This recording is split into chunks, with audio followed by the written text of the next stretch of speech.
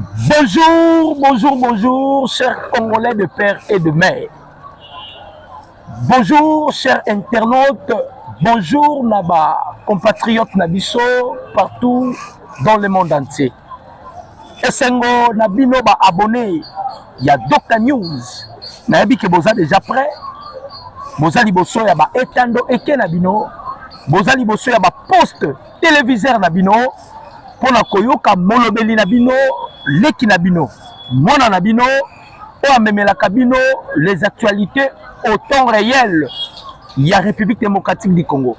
Tozomina Esengo Mukolona Lelo, Yakoya ko partager ensemble Nabinoba. École au Congo, les actualités politiques Yambo Kanabiso. Tobaka Yango mais de fois, un Congolais averti, Okoye Kolekisa Mukolote, Saoluka Oyeba, état de santé Yambo Kanayo. Pays na yo elalaki ndenge nini, pays na yo elamuki ndenge nini. Congolais averti, oza censé koluka koyeba même voir état de santé à Mokonzi Mboka Félix Antoine Tshisekedi Tshilombo. Le don du ciel qui nous a été légué divinement par Elohim en personne. Voilà pourquoi bisope tozo mokano ya kokota na se ya mai to sokoli to koti to lukeli bino les informations sûres et fiables to memeli bino pour que ba Congolais o baza averti ba yeba état de santé ya mboka na bango pays na bango ekomi na niveau nini. Bande ko ba Congolais na plaisir nyoso tozala ngo to solo na bino. J'espère que vous êtes informés. Et monsieur Nazakutu 55e personne ya koya ko bisabino. Vous êtes déjà informé que le gouvernement est béni. Tolobaki Nabino ezalaki remaniement. Parce que Maman Judith Tikali à la tête comme la chef du gouvernement et Bato Koko tapé Bakoti. Et ce qui m'a plu encore, m'a plu, ya kosalanga sai. Quand je vis la fille de pasteur Coutinho Fernando na tête ya ministère ya jeunesse. Vous savez, Coutinho Fernando, c'est un grand homme. Parmi bateaux, nous avons appelé ça qui vision. Il y a sauvons le Congo. Oh, le Berta Bissima, nous devons sauver le Congo. C'était Coutinho Fernando. Il était le premier pasteur. Yakolobano, nous devons sauver le Congo. À cause de Yakoluka pour sauver le Congo, Atikala, inapte. Mais au moins le président Félix, na mutema ya muneno azalaka nango a récompensé yé après si ministère ya jeunesse et pas ya mwana Coutinho Fernando, c'est-à-dire to sepeli nango makasi. Je vous ai toujours dit chef azarana RRT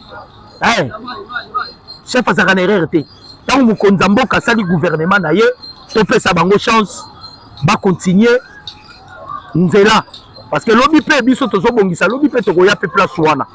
Donc to saluer remaniement et salami et pas Mokonzi Mboka, le chef de l'État aza garant de la nation. Atalisi Bolingona et j'espère que le gouvernement Bimi bomoni doyen de doyen moi encore Lupango Eliezer Tambwe azali délégué ministre délégué na défense en tout cas to sepeli nango. Voilà un peu makamozo kende sikoyo. Bah, oh, batikali. Bon, on met tout la question, mais pourquoi Fayoulou apparaît traité? Président Félix Ayambi Fayoulou. Fayoulou m'a dit. Fayoulou, il faut qu'il ne pas mouper. Te mouper si ba baby. Fayoulou, il faut qu'il ne na kamba. Ba melisoma ya kamba parce que on se comprend de makambote. Fayoulou akutani na Mokonzi Mboka. Fayoulou akele là, il faut que le dialogue soit inclusif. Dialogue inclusif pour les sango bazosenga nananga ola bomi ba Congolais apprendre part na dialogue. Botala ba Fayoulou. Nanga apprendre part, Kabila apprendre part, bateau ba bomi ba Congolais. Or le chef de l'État na Fox News agira qui tous ceux qui ont pris des armes contre leur nation. Il n'y aura aucune amnistie, aucune récompense, aucune nomination. Pour la bango dialogue exactif. Bandeko, nous allons parler sur l'actualité politique. Nous avons des sujets autour de la Bible. deux sujets. Mibale te misa tout mibale. Et pardon, misa tout mibale. Deux sujets. Au moins que l'esprit, molimo memanga memanga d'être solo par tous. Mais il y a des sujets. Sujet pour débattre, pour mettre un sujet, il y a suite, il y a Monsieur Eric Prince. Sujet, oh, tu peux mettre à Yambo. Monsieur Eric Prince. Qui est Eric Prince? Monsieur Eric Prince, c'est lui le patron de l'unité spéciale au Bozoyoka Blackwater. C'était l'américain. Blackwater. Unité Bozoyoka Blackwater. La Blackwater, ils ont la 14e infanterie ya Colombie. Bangonde baza la forêt. Aouti ko tweeté, Makamuni na tweeté, d'être Robert Nabino Lisolo. Et nous allons encore parler sur la situation sécuritaire automobile Rabino Kak. Parce que tu as quoi informer Bino ba Congolais, vous allez informer dans l'état de santé à Mboka Nabino. Vous voyez que jadis, Nakala, RFI, France 24, bazala qui wana pour pervertir les informations. Nous sommes une génération qui dit non. Il faut informer les Congolais de l'état de santé à Mboka Nabango. Ce que vous êtes Congolais ou l'état de santé à Mboka Nabango, c'est que vous n'êtes pas un Congolais. Vous n'êtes pas un Congolais. Bandeko, Paul Kagame a l'élimé ya culpa. Nalobi na bino nazala des sujets. Mais quand mon livre remet peut-être on doit frôler na ba makambo belé. Mais tout maintenant lisolo Paul Kagame. Quand on demande ko yebisa ba Congolais Kabila azalaki malédiction ya mboko. Ngai nde na boye. Soki na loti Kabila na butu na loti Kabila. Journée mobima je dois être à l'église. Il faut m'abonner la ponanga. Je ne peux jamais rêver Kabila. Nation dinanga Kabila koyate. Buyoka et lokoyo Kagame azolela. Et par là vous allez comprendre que Yolande Makolo Makambalo Baka ezalaki akobalana parce que Yolande Makolo bana koloba aussi longtemps Tshisekedi aza na pouvoir, les intérêts du Rwanda seront en danger. Quand le président Félix a lancé une campagne sur changement de la constitution, les Rwandais pourquoi les intérêts na bango est en danger. Les intérêts du Rwanda sont en danger, il faut récupérer. Si on peut parler des hommes forts, le président Tshisekedi c'est un homme fort. Kagame azalaki n'importe qui. Bandeko, Kagame, Paul Kagame. Macron peut trembler devant Kagame. Kagame n'était pas n'importe qui.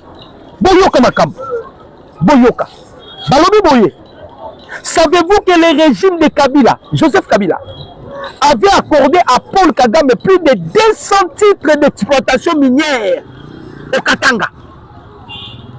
Toutes ces concessions ont été récupérées par le gouvernement congolais. 200 titres d'exploitation minière. 200. Kabila fait ça avec Paul Kagame. 200. Tant que ça a battu, na époque il y a Kabila, c'était Kagame qui gouvernait.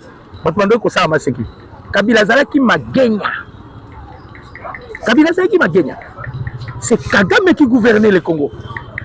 Kagame Zala qui a 200 titres d'exploitation minière na Grand Katanga. Voilà l'une des raisons de Moni. Tant que vous avez unité na bango moko brigade na bango, l'objectif babini balancer ba assaut na axe Kamanyola, na axe Uvira, na axe Fizi Kokita Kalemi. L'objectif qu'on soit Grand Katanga pour récupérer 200 titres d'exploitation minière au gouvernement ya Kabila et puis ça que pas ya Paul Kagame. Naebi Sibino Kagame risque de s'appauvrir. N'est Kabila comme il connaît qu'on s'appauvrir. Tant on va s'appauvrir, c'est-à-dire Mongo et c'est la question du maison kota. Mongo ce que du maison kota c'est on continue à la pauvre Mongo ici là. C'est ce qui se passe avec des milliards et des milliards de dollars Kabila Zanango. Asimba Oyo, Babé, Asimba Oyo. Il y a des échecs et des échecs. Et puis les échecs en gros ils accourent. Kagame Outi Kolela, Tomotolié, 200 titres d'exploitation minière Nagata Katanga. Bandeko. Tshisekedi n'est pas n'importe qui. Hein? En dehors ça, en dehors Rwanda, en dehors Yeloko Wana. Hein? En dehors Yeloko Wana. C'est ce qui, Bobo Narabafinga Tshisekedi, est incompétent. Bafinga parce que leurs intérêts sont touchés. En dehors Yawana, Boyoke Loko Moussousou. Le président Tshisekedi vient de récupérer 600 titres pour le compte de la République démocratique du Congo et renferme l'ère de Joseph Kabila. 600 titres d'exploitation minière. Bandeko. Pour la Kabila. Le retour des terres perdues. Le retour des terres perdues. Dans un geste digne de plus grand redresseur de destin, Félix Tshisekedi vient d'arracher de main de l'oubli et de la prédation près de 600 titres miniers et de carrières pour les restituer à la République démocratique du Congo. Plus de 31 600 km. 31 600 km carrés de sous-sol. Une superficie plus vaste que la Belgique. 31 600 000. 31 600. 31 600 km carrés de sous-sol superficiel qui la Belgique, congolais. Vient d'être revenir dans le patrimoine national. Cette victoire n'est pas anodine. Elle marque la fin d'une heure sombre où Joseph Kabila, rebelle à vie, avait bradé des carrés miniers stratégiques comme on distribue des pièces de monnaie. Donc il avait à livrer qui richesse. À livrer qui richesse.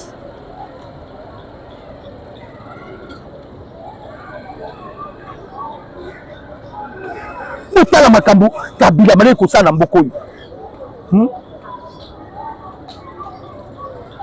Bandeko 31 600 km Kabila Kabamboka.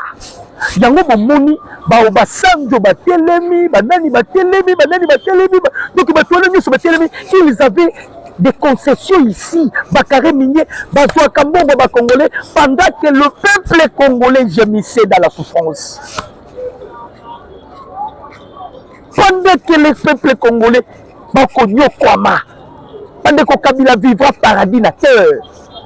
Maintenant le président Félix Anzana Katako récupérer Nyoso. Donc nous n'avons pas de Paul Kagame Zolela, mais il y a culpa. Kabila Zolela, yango moni bandeko ba congolais, il faut soutenir le président Tshisekedi. Il faut accompagner la vision du chef de l'État. Quand tu vois quelqu'un qui s'oppose au pouvoir à Tshisekedi, c'est un marionnette. Quand le président américain Donald Trump a dit Tshisekedi, c'est un président respectueux. Celui qui est zonga, les Congolais ont le pouvoir. Donc, continue le dossier, il y a Eric Prince. Il y a des sujets. Au moins que l'esprit est Manga Moussika. On va parler maintenant du dossier Eric Prince. Bon, qu'à tweet. Parce que tweet n'a yé, oh, à outil ko tweeté, bandeko, et ningi si-toi. A tweeté nini, Boyoka. Eric Prince, le patron de Blackwater. Bandeko. Paul Kagame, place à Zaye Moroza Omitu Naobi, na sala nini. Ngayo na sala nini. Tobi seki Paul Kagame, eloko le kitika ezate. Mais Kagame zaki teti. Tobi seki Kagame, eloko le kitika ezate. Kagame zaki teti. Loko le zaki teti, tu vas voir maintenant ce qui va se passer. Tu vas voir. Balobi Eric Prince un éminent consultant américain en sécurité, fondateur de Blackwater et partisan du mouvement Freedom Fest du CPAC, a mis une sévère réprimande à la contre du président rwandais Paul Kagame. Suite à un récent rapport de l'ONU, Kagame travaillait avec l'ONU, mais l'ONU a rejeté Kagame. Alain J.E. déjà, ça là qu'on reprenne à Nini, à ça là point de presse, Alain J.E. Alain J.E. est un membre, il y a DGCE, Sécurité nationale française. À ça là déjà point de presse à l'objet, les États-Unis ont rejeté Kagame. Les États-Unis ont abandonné Kagame. Maintenant, l'ONU a abandonné qu'on travailler en coulisses de Kagame. Nous travailler. Kagame Koboma, on y a bombi. Kagame Koboma, on y a bombi. On y sikoyo. À l'objet, non, ma belle équipe. Moi, je suis protégé. Kagame Kagame a violé chaque des Nations Unies. Ma droit humanitaire. Moi, je suis protégé. Kagame a causé la condamné même à 125 ans. Bon, il y a un rapport. Suite, il y a un rapport, il y a ONU qui a été documenté. Le meurtre de 319 civils par les rebelles du M23 soutenus par le Rwanda dans l'est de la République démocratique du Congo au cours du mois de juillet. On dit que les M23 sont soutenus par des Rwandais. Et maintenant aussi, mais dans chaque rapport, chaque document des Nations Unies, M23 soutenu par le Rwanda. M23 soutenu par le Rwanda. M23 soutenu par le Rwanda. Maintenant, à cause il y a un rapport, il y a ONU.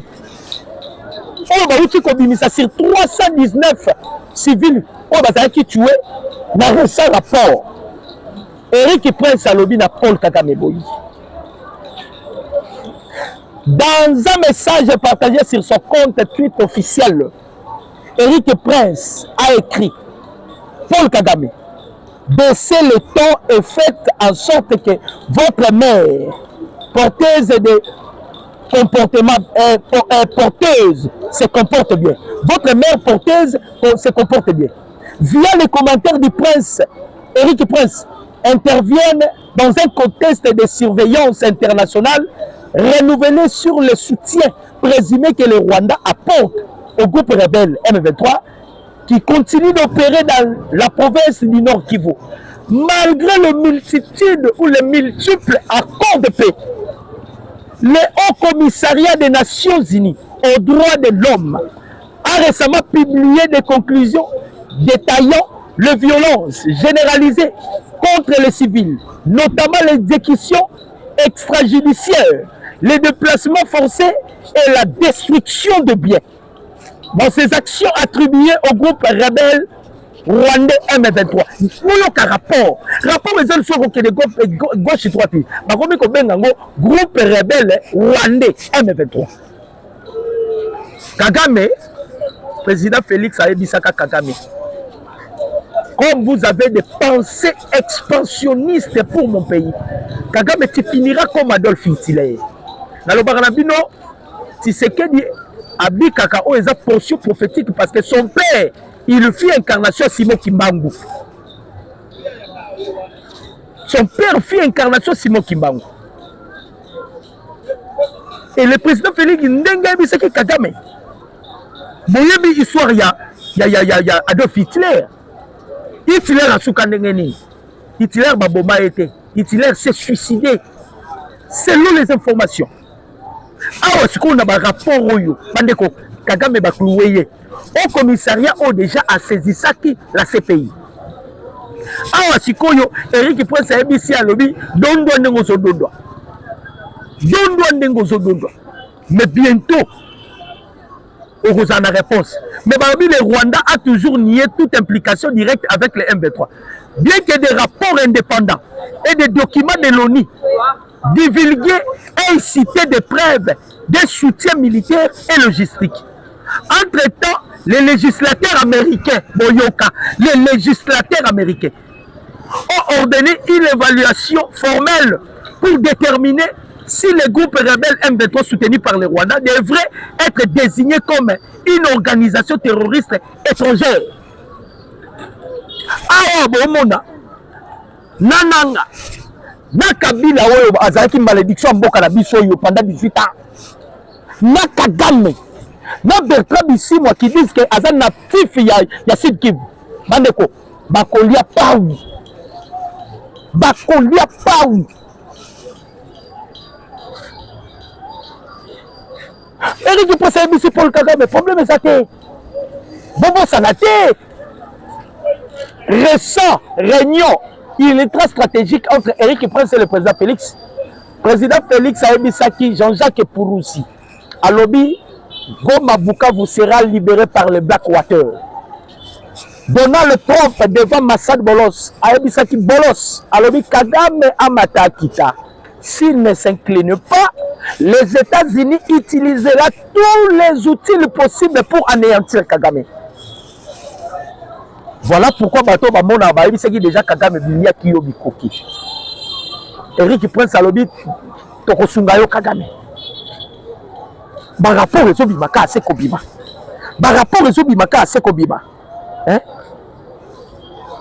Ba rapport ezo bimaka aseko bima. Donc toyebi seki Paul Kagame o mato kita. O mato kita. Okosambwa. Okosambwa o mato kita okosambwa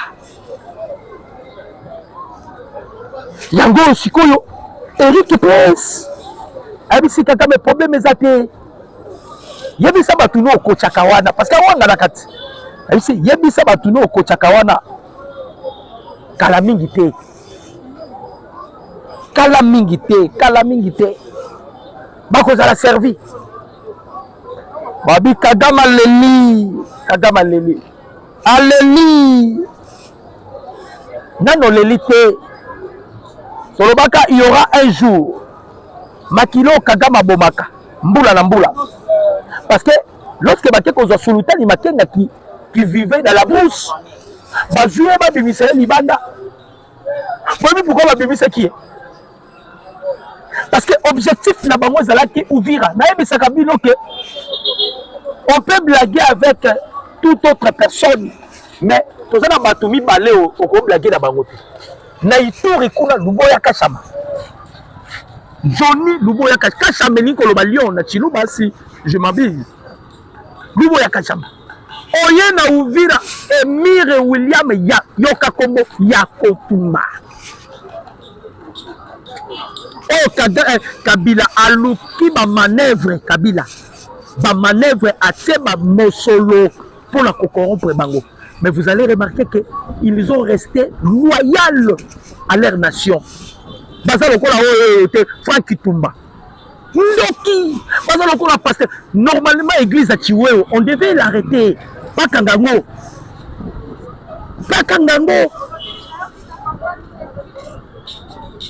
On se pose la question, où se trouve Kamere? Est-ce qu'à Kozonga? Parce que la confrontation, il y a un officier qui pour le problème à coup d'État. Les noms de Kamere cités. On parle de Kamere. Pourquoi on oh non, toutes les allégations, je les rejette à bloc. Kamere. Vous êtes encore cité. Voilà pourquoi on se pose la question. Parce que Awawa, Bobo Sanate Bandeko Congolais. Lissi Tamli, ambassadrice américaine. Lissi Tamli à Lobaki, États-Unis a commis un Sengo parce que RDC est récupéré souveraineté Nango. Qu'entendez-vous par la souveraineté? Et par là, vous allez directement comprendre. Annonce M23 annonce qui lobby. Aimez la vidéo, commentez, partagez les liens. Annonce M23. Qu'est-ce que les M23 annonce qui lobby? Makambozoya bandeko. Makambozoya. Les M23 annoncent son retrait de Goma. Coup de théâtre. lors d'un rassemblement au stade de l'unité, des figures de la rébellion ont pris la parole devant la population de Mabanga Sud. Le colonel Willingoma Mouyibi va tailler un mois la prison Mouyibi. Aïbi Mouninga na MB3 téléphone. Porte-parole militaire de l'AFC M23 et le colonel Jimmy Nzamouei, commandant de la ville. Dans une déclaration surprenante, le colonel Nzamouei affirme tous les militaires vont quitter la ville de Goma. Vont quitter Bokende Wapi. Bokimate. Bozalawana. Bino Bobai Borobimate. Karabal la sorcière a qui dit ça. Bino Bitu Keita. Mamandoki. Ayeko Bisabino Abiba Tindinga et pas Donald Trump. Bokanga Bisaka Boke. Boka Makabalobaki. O Ezambo Kanabiso, Toane Sika Rokelite. Ah, Bakomi ko s'annoncer. Bawanga laki, Toko Kene Doate, Bazaki Bataliboso Bakende avant même le jour, Bazaki na Doha. Et pour se dire, il y a Doha, ils ont les sous reporter pour votre information. Ba reporter en pour la Nini, n'a fait ça qui une information à lobby. Le ministre des Affaires étrangères Qatari va contacter réunion na Kenya parce que on peut bailler ba hors nabiso. Alors centrale il y a ba minerai au nyoso yiba na Congo et za na aéronini à Mombasa port ya Mombasa na Kenya. Alors ba contacter réunion ndenge ba contacter réunion objectif ezaki nini ba bimisa EAC na SADC pour la koya ko étouffer Doha. Oh non, nous ne sommes pas contre Doha, nous ne sommes pas contre Washington, mais on y va bien ça EAC na SADC. Alors il y a précipité qui déjà il est allé voir Donald Trump. Donald Trump a boyi koyambaye atindi epa ya Massad Bolos. Tango a commis epa ya Massad Bolos, le conseiller principal de ya président des États-Unis, nda yebisiye ba jo bino bozo sala Qatar, to bien. Balingi basala gouvernement parallèle. Voilà pourquoi bozo mona ba IM23 bazo prôner sur le fédéralisme. Or, le fédéralisme, la cartographie, Yamindele, ça ne peut pas se tenir. Parce que quand on a signé des deals avec les États-Unis, les chefs de l'État imposés qui américains, Biso Tozo Salana Bino va faire. Bino, ce que vous devez faire, vous devez protéger la souveraineté et l'intégrité territoriale de la République démocratique du Congo. Par là, le plan de la balkanisation est déjà tombé. Parce que les Américains, tout en étant na défaillance vis-à-vis na ennemi géré là-bas, vous le connaissez, c'est la Chine sur le plan économique. Donc la Chine devient maintenant première puissance mondiale sur le plan économique. Alors les États-Unis veulent bazonga na osatir bazanango. Or pour bazonga na osatir bazanango, le coffre-fort, c'est la République démocratique du Congo.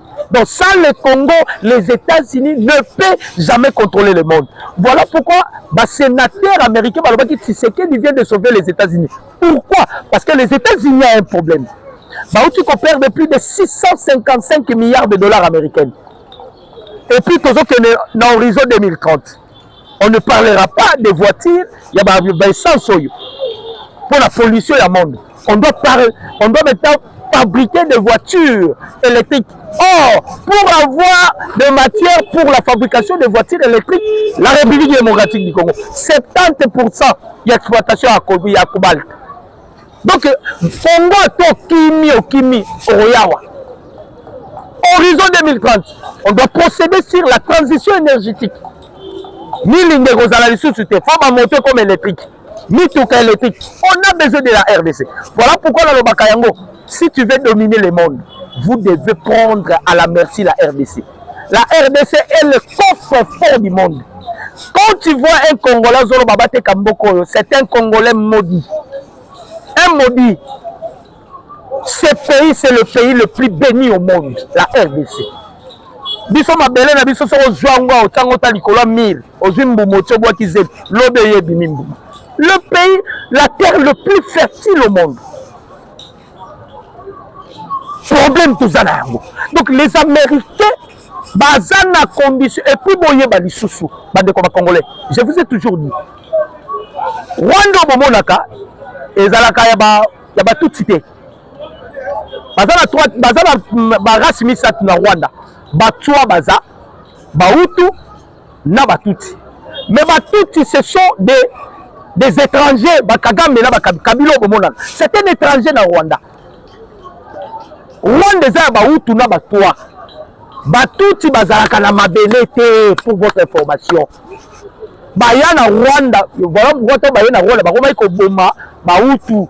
Bango Bahutu soki na Egypte na yeba kate bakabila wana bato ba reine de Saba. Bahutu na ba fleuve likolo kuna. Baye bazangi mabele. Alors, président américain moko boye. Président américain moko, il s'appelle Bill Clinton. Parce que selon l'histoire, le monde des Alaki bipolaire. Lorsque le monde était bipolaire, les Alaki n'a deux puissances. C'était l'URSS et les États-Unis d'Amérique. Après échec, il y a Gorbatchev, dans le mime, monde qui est monopolaire.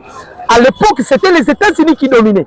Alors, pendant que les États-Unis qui dominaient, le président Bill Clinton, dès son règne, alors non, je dois créer une nouvelle histoire, ou une nouvelle histoire dans l'Est de la République. Ndazwaki Museveni. Museveni, si quoi, c'est bango pour faire un outillage, parce que l'objectif est ça qui nini, créer des insécurités. Population tant que kima mabele zoti kala vide comme ça mabele wana de tokopé ça ba Rwanda basala empire ema tuti donc il y a grand Kivu conception à Mindele. Maintenant quand le président Félix est à la tête de ce pays a taliba manigan souana nyoso. Voilà pourquoi j'ai toujours dit si c'est que dit certains dons du ciel pour le peuple congolais. Herman Cohen a lobby si c'est que des mal comprises par le peuple congolais. Bah congolais bah se comprendre été. Bandeko de 1884 à 1885, la puissance coloniale va vendre sur la même table. Congo. On ne permettra pas un nationaliste de diriger son propre pays. Ça, c'est une charte des Nations Unies. Mais tout est basculé. On a renversé le système, il y a néocolonialisme. On a bloqué maintenant le plan, il y a balkanisation et la République démocratique du Congo. Mais tout le monde qui se Bertrand Bertrand Bissimo. A sali lobby pour des postes à lobby. N'est pas ensemble sa Kabila boye. Et ça qu'on tarde processus de paix. Directement on se raconte. Dans ma Kamboyo, Moïse Nyarigaba, il y a une réunion qui s'est tenue à Kigali. Kabila veut maintenant réunifier, unifier. La rébellion à Sangisa Bango, c'est la unité moko. L'objectif, vous connaissez, Bazo Bunda, comme Ouganda ezali, Kenya ezali, Rwanda ezali, Bazo Bunda, Basala Empire et Matuti, mais Batoyo, Batie Basunga Bango, Ezaba Mupoto, Mutulongo Lambongo, Mama Nandoki, Ndoki. Maintenant, le dossier, rapport nyonso, tous les organismes internationaux, ils ont des documents qui ont prouvé sur des massacres commis par Paul Kagame. Voilà pourquoi on a dit Sibino, tant que Eric prend sa tweetée, alors Kagame, tous répondre yo calamité. Tous répondre yo. Basali pour des postes malabini. Nous allons nous retirer na Goma. Mais tu aussi comme policier, on va surveiller. Lobby va changer baloba. On a to senga 17 prisonniers na biso ba biba. Bazo bonsa na doa si ba ebisa ki bango. Vous êtes des rebelles. Groupe rebelle les aranastatités. Moi, on est là, on va revendiquer tes bino. Parce que vous êtes des rebelles. Bobo Sanaté. Il y a déjà un deal qui s'est fait déjà entre la République démocratique du Congo et les États-Unis d'Amérique. Voilà pourquoi le 21 août, il y a un sommet stratégique mineur qui va se tenir aux États-Unis d'Amérique, dont le président Félix a invité. Vous savez pourquoi maintenant les Américains, les États-Unis ne peuvent pas négocier avec des terroristes. Dans l'Assemblée nationale, déjà, tu sais que Kanga déjà M23 bloque Kadena. Ils sont considérés comme des terroristes. Maintenant, le Congo a déjà un partenariat avec les États-Unis. Les États-Unis ne peuvent pas s'incliner pour la M23. Yango Boboni, Eric Prince, le patron, il y a Blackwater, Amit Kagame. Continue l'aventure, mais très bientôt là, tu seras servi. On a par rapport à Yamaloba, Donald Trump a dit que les États-Unis vont utiliser tous les outils possibles pour anéantir Paul Kagame. Donc, Bandeko Congolais, restez brossés sur la même chaîne. Donc, on a les sous pour tomber Sabino va détail. Mais à toi, Sabino déjà, il y a qui va y M23 Bikoki. Kabila, on a répertorié déjà bien à Enyoso. Kondo Etienne Tshisekedi, on a dit Sarabino fut l'incarnation de Simon Kimbangu. Pourquoi je l'ai dit? Parce que Simon Kimbangu est un prophète majeur. La Bible nous dit ceci. On reconnaît un prophète par l'accomplissement de ses prédictions. Kondo Etienne a dit Sarah Kabila, toi, on retire à la pauvre. Tu m'as dit ce biloko. 600 titres carrés minières. Tshisekedi a récupéré ça. 600. Balobi, concession à 31 600 km. Donc Kabila a joué Congo, Kabila Bapala. Akaba na ye Congo pas Bapaya. Plus 943 89 63 95 965. Que Dieu vous bénisse. Je dis et je vous remercie. Ciao.